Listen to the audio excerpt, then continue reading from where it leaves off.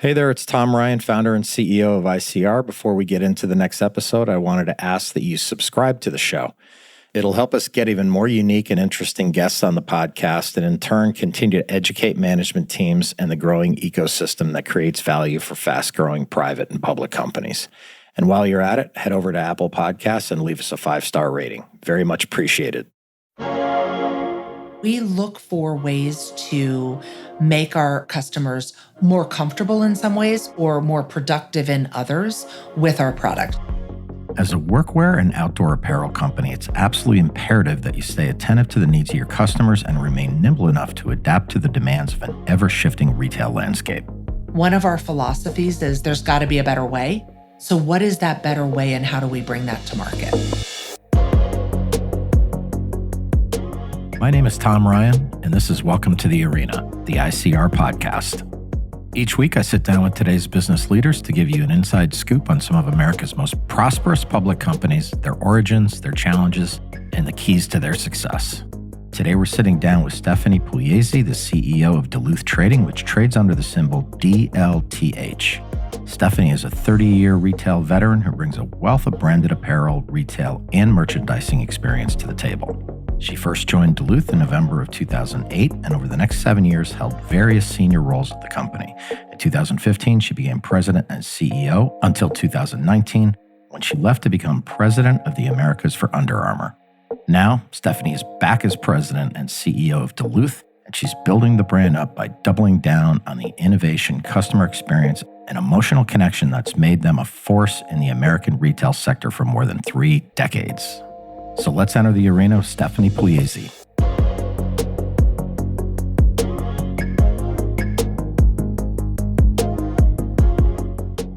For some of the listeners that aren't really familiar with the brand, why don't you just tell us at a basic level about Duluth, maybe the history of the company and where and what it is today? Well, Duluth was founded over 30 years ago by 2 brothers and a friend in Duluth, Minnesota. Yep. And they were carpenters, and they had this idea that there was a better way to carry their tools to the job site. You know, they were using the really heavy metal tool cases. Yeah. And they invented a product called the Bucket Boss. The Bucket Boss was, in essence, a fabric sleeve that sits over a 5-gallon bucket and could be used to organize tools and carried to a job site just in a lighter, more organized way. Yeah. So they invented this product, then continued to invent additional tool carriers and organizers, and then started a catalog business that they marketed their products under the Duluth Trading Company name. And they did this for a little while, built up the business to a nice business to the point where it was attracted by Fiskars company, saw it and bought it from these brothers, these founders, and brought the business to Wisconsin under the Fiskars portfolio.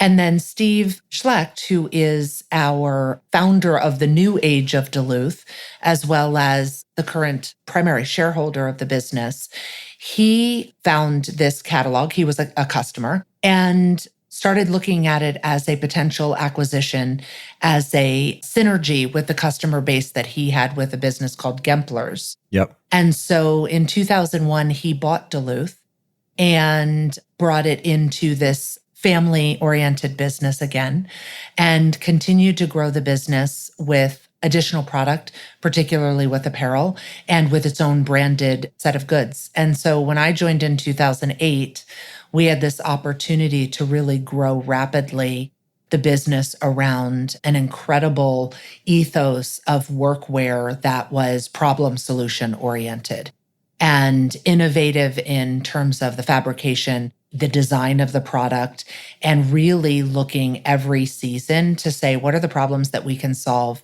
for men and women who work with their hands, either by profession or by hobby or by passion? And how do we solve problems that they face when they're doing this hard work? And how can we connect with them in an emotional way to have some fun while we're doing it? Yeah, it's such a cool niche to be focused on. And you obviously left Duluth for a while and came back. What was it about this opportunity at this time that convinced you, like, wow, I'm going to go for this? And given my experience at the company, I know it. I know this can work. What did you see about that situation that convinced you? Steve called me, and Sam, my predecessor, had announced his retirement. Steve called and said, "Would you consider coming back? I have an opportunity for you." And in that instant, I kind of had this moment where I realized that so much of my experience, not only with Duluth, but also in the experience that I had in the, call it 5.5 years or so that I had left Duluth, it kind of culminated in this opportunity that I have today. And so I was, first of all, very grateful that Steve picked up the phone. And second of all, looked at it and said, I can bring a historical point of view in terms of how we built the brand, that thread that we brought through from an innovation, customer centricity, emotional connection with the customer that we had for the 11 years that I was part of the Duluth team, and additionally bring a new perspective from the time that I was outside of Duluth, if you will. And so for me, the opportunity to come back into the brand that I loved, that I continued to be a shareholder in the time that I wasn't part of the executive team, and a brand where I just so connect and admire our customer base, was an opportunity that I just couldn't pass up.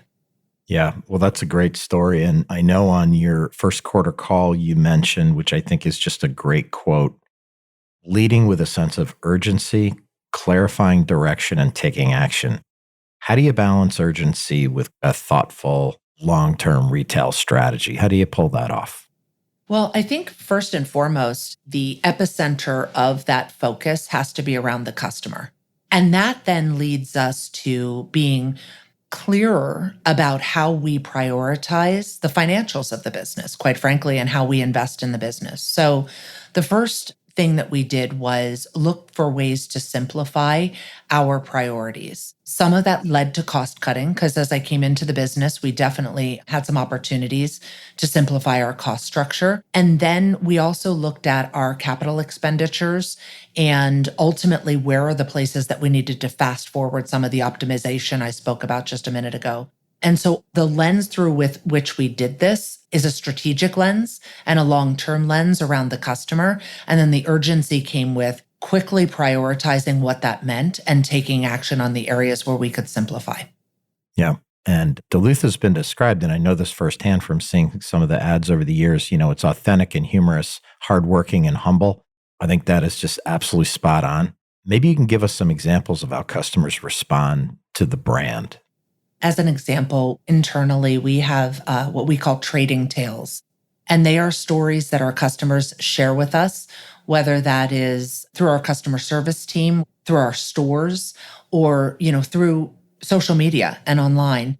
And it ultimately actually has led to some really fun moments in the business. I remember years ago, there was a gentleman, we call him Tony the Diver, and he is an underwater welder. And he wrote into us that he uses our fire hose pants because of the durability literally over his wetsuit while he is doing his job. And that actually snowballed in a really positive way to he sent in some of his fire hose pants that he had used on the job. Really? We turned that into a catalog cover, again, years ago, and told his story throughout all of our channels. And to this day, those fire hose pants actually are framed and sit in our headquarters in Mount Horeb, Wisconsin. It's a pretty good segue because obviously you get these people who are super passionate and, they're highly aware of the brand. But what specific initiatives are you implementing to kind of reinvigorate that distinct voice, that storytelling that you kind of have been alluding to in the first part of our conversation? So from a brand awareness perspective, one of the things that we, I think over time have been very good at is being able to be agile and reflect the customer's journey. And what I mean by that is when I joined Duluth in 2008, we started very much as a catalog-centric business. And we built brand awareness through prospecting catalogs, then ultimately through TV, through store expansion. And now as we've evolved, we've embraced media like social media, places like Pinterest or Reddit or Instagram. We look to continue the relationship that we have with customers through Facebook, for example, but also our stores and how we market and bring traffic to our stores so they can experience the Duluth experience in 3D with our incredible store team is an important part of what we do. It is about being nimble in where the consumer is and the type of media that they are looking towards and interacting with. And it's also maximizing our experience through our omnichannel environment and our teammates that bring the brand to life. Maybe you can talk about solution-based products. I've heard that phrase a few times. What does that mean today in 2025 for Duluth? What are solution-based products? So things like heat, sun protection, cold weather, on the other end of the seasons. Yeah, for sure. And we look for ways to make our customers more comfortable in some ways or more productive in others with our product. So some examples of that are when we introduced Flex Fire Hose years ago, that was born of the idea that work pants needed to be durable, certainly, but they also could be confining if the fabric was too heavy or too stiff or not stretchy enough. So we added Flex into our fire hose material, kept it as durable, kept all the details the same in terms of pocketing and the reinforced seams, but added literally that flexibility into the fabric to make it more comfortable for him and her when they're working in those pants. Yeah, interesting. A more recent example would be that we've added Armachillo technology, a great name, love Armachillo. Yeah.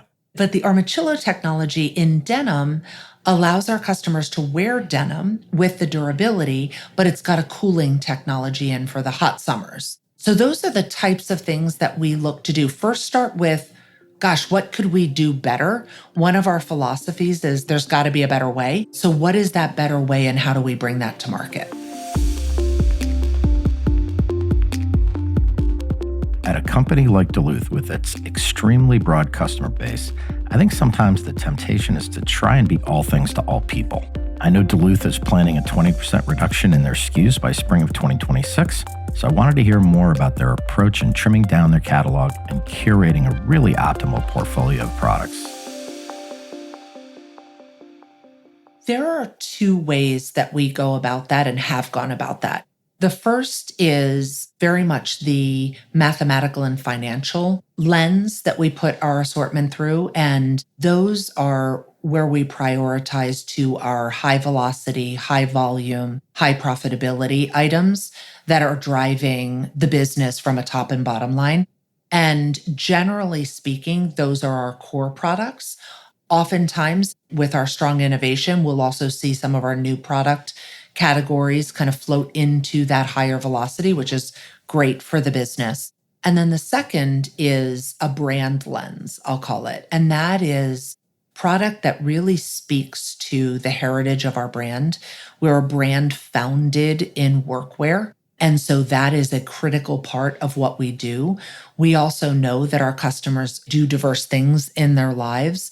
And so we look at it from the brand lens and say, is this a product that is founded in workwear and reflects our customers' lifestyles, particularly as we introduce new products into the line? Yeah, that makes sense. And how do you balance maintaining the core products that you have with kind of introducing new innovations? The core product is where we start. And we look at that. And while we, number one, respect the core product and elevate it continuously, we look and make sure that we've maximized it. So do we have the right amount of colors, the right amount of sizes? And are there refinements and improvements that we can make on the product to make it even better for our customers? So we start there as we start out a new season of development. And then we look for white space in the assortment and say, okay, so an example might be, hey, we have covered all of the cold and coldest weather in our outerwear, but have we adequately represented mid-season, or transitional season outerwear to help him and her stay protected when the weather might be cool and rainy as opposed to really cold or really hot? And so we look for those white spaces, and that's where we start filling in.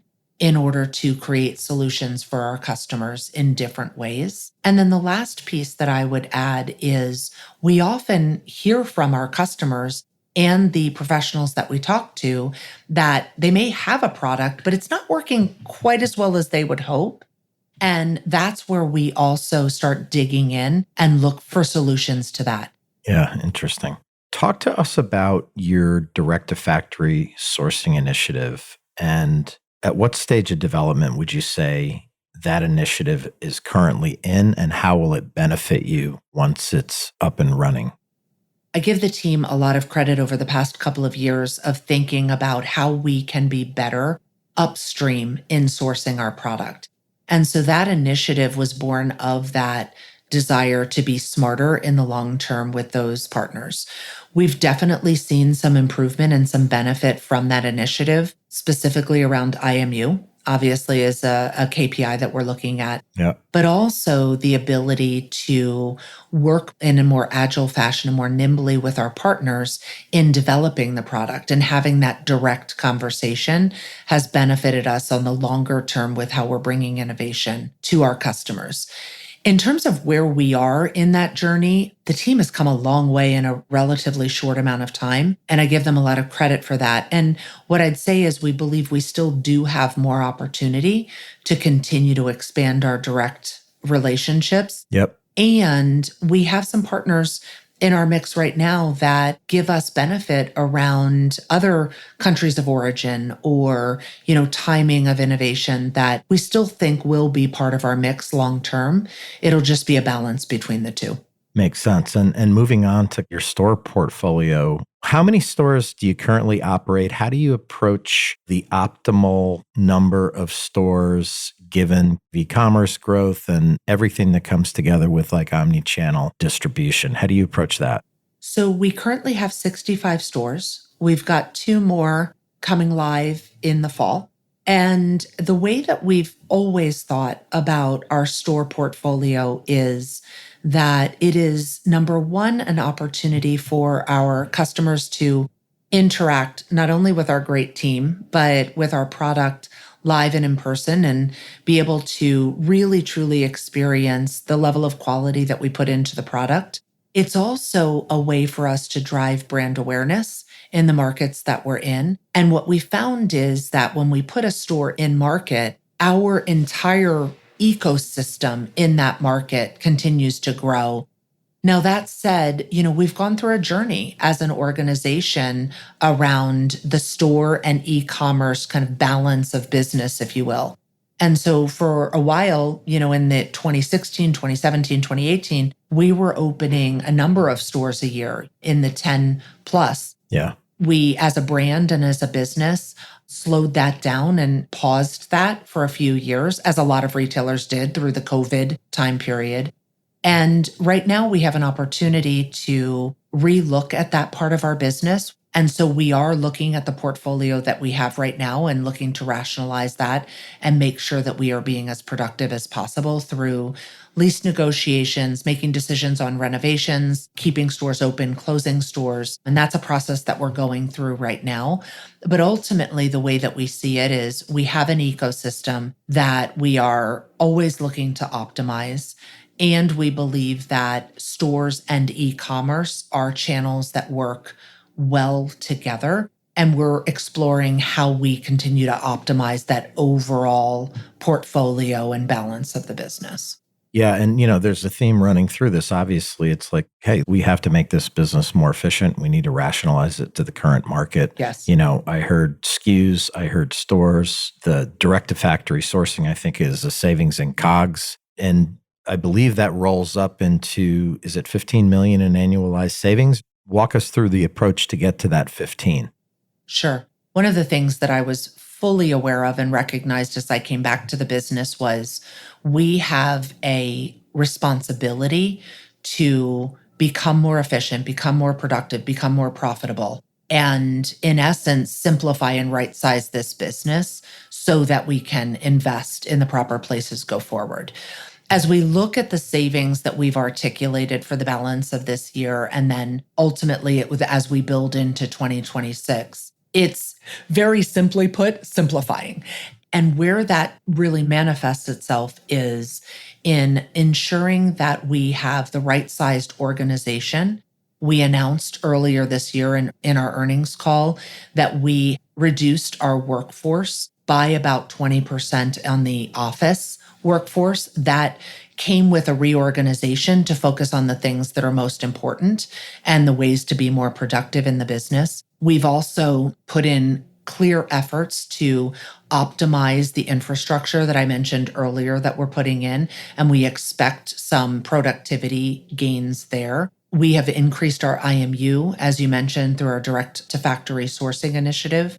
And we continue to look for SG&A savings in other areas of the business through negotiations. Again, longer term, we'll be looking at store rationalization, but continuing to bring the business back to the essence of what is important to Duluth, not only as a brand, but as a business model. And we know that our SG&A, quite frankly, has been too high. Yeah. And so we need to right size that part of our business. And then how do you optimize inventory levels, as you kind of are looking into 2026? When do you expect growth to trail forward demand?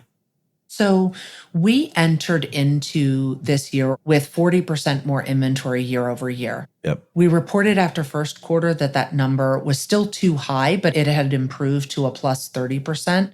And what we've talked about is that you will continue to see improvements quarter by quarter, and we expect to be back in a healthy inventory position by the end of this year. With inventory being at the right levels, a lot of other things in the business work more effectively and more efficiently. Operations being able to market better and more precisely to the products that matter. And quite frankly, just overall the cash flow and throughput of the business.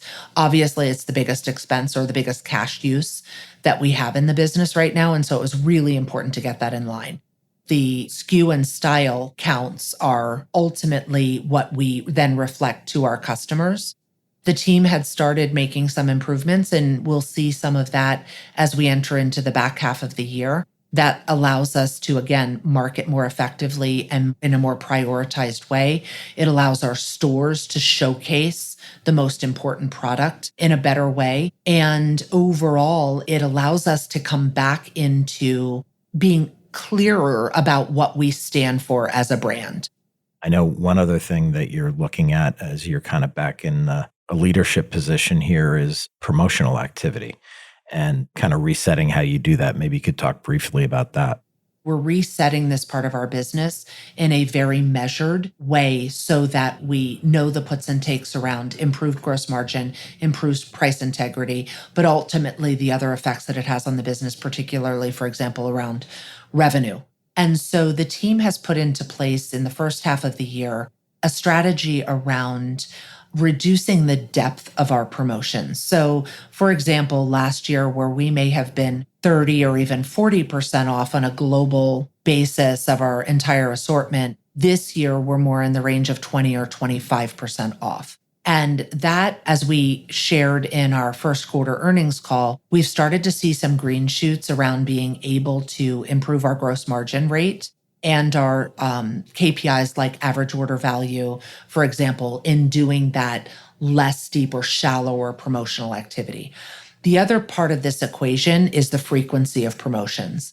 And that's something that, quite frankly, we're learning more about, and we're testing and learning, and we'll continue to do that through the back half of this year, particularly as we lead into peak, so that we can continue to see gross margin improvement throughout the year. And we're expecting to be able to deliver on that. Yeah, that's great. And as if you didn't have enough on your plate, along come the tariffs in April. Now that we've had some time go by and companies are better able to digest that news, even though it still kind of moves around a little bit, how is that affecting you and how are you preparing for it? What we shared earlier this year is that we're looking at it, like many retailers, as a three-pronged approach. Number one is partnership with the manufacturing base that we have. And again, that direct to factory initiative has helped us with that in partnering with both of us sharing some of the burden of the tariff costs. The The second piece of it is mitigation through other SG&A. And that kind of flows into what we talked about just a few minutes ago around how we're looking at cost structure. And the third part is retail prices.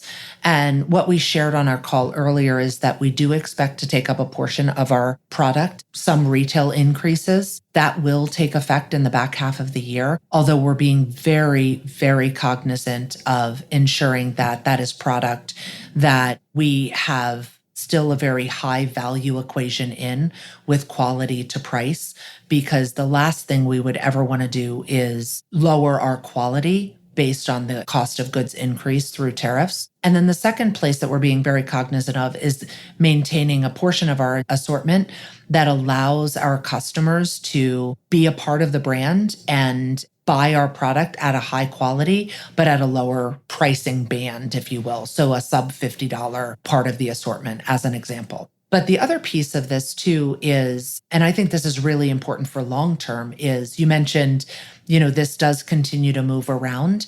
That has really made us become more agile and think about how do we build processes and decision points in our business that we can make decisions more quickly and react to market conditions more quickly. And quite frankly, whether it's tariffs or some other headwind that we might see in the future, I think that's going to actually make us a stronger business overall. So beyond core workwear, I know you mentioned adjacencies such as first layer and outdoor, and you also had a push into women's. Maybe you can talk briefly about those two, because it seems like an exciting opportunity for the company. Sure. So when I think about women's, it's one of the areas that I am proudest of in my history and journey with the brand. When I joined Duluth in 2008, women's was less than $5 million of revenue. And now today it's a substantial part of what we do.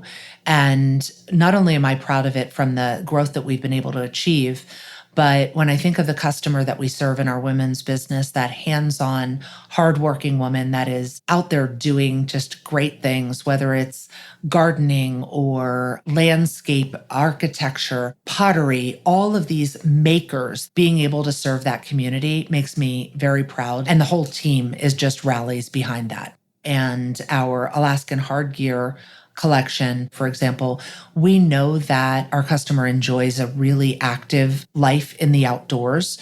So being able to bring solution-based product to that part of their lives is really exciting and has been rewarding. And then, of course, base layer. Base layer is not only an important financial part of our business, but also when you think about men and women that are outdoors or are, working in a very active way, having that next to skin layer that is functional and either is cooling or sweat absorbing, wicking, becomes a really important functional part of their life as well. And, as you sit here in July of 2025, what are the things that are most exciting to you when you look out through the end of 26 and then maybe longer term, 5 or 10 years? Where do you see Duluth? What's the possibility for this company? So when I look out over the next, call it year to year and a half, what I'm most excited about is bringing the business back to the essence of what Duluth stands for our customer. And that is that product innovation, being able to articulate and broadcast in many ways what we stand for and the value that we create for our customer and for their lives. The ability for us to bring to market problem-solving products and being able to more clearly reach our customers than we've done, quite frankly, in the past couple of years is really exciting for me. And that act of simplifying up front will give us the priority base that we need to be able to do that. When I look out beyond and, the 5 to 10 year mark, one of the things that I haven't talked a whole lot about that differentiates Duluth in the marketplace that I love and creates an emotional connection for me is the fact that with all of the hard work that we do and all of the hard work that our customers do, we ultimately don't take ourselves all that seriously. Yeah. And being able to bring a brand to our consumer base and beyond with value-based, really hardworking product and a smile on our face and a connection from an emotional perspective of we're all in this together, we're enjoying this, and bringing joy to their lives is something that I think is just incredibly valuable. And it's going to be the place where we can create growth from an omnichannel perspective and expand further into brand awareness and more customers.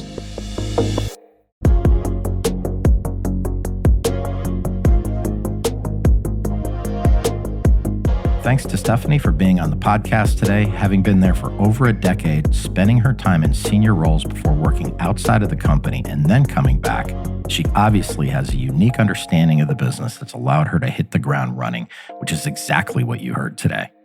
She's accomplished a lot in a short time by stressing efficiency, simplicity, and the financial health of the business. It'll be fascinating to have Stephanie on back down the road to check in on her progress with Duluth as she continues to execute her strategy. I'm Tom Ryan. We'll see you next time back in the arena. References to specific stocks are not intended to be recommendations for specific trading behavior. Comments presented on this podcast are intended for informational and educational purposes only, and do not represent opinions or recommendations on whether to buy, sell, or hold shares of a particular stock. All investors are advised to conduct their own independent research into individual stocks before making a trading decision. In addition, investors are advised that past stock performance is no guarantee of future price performance.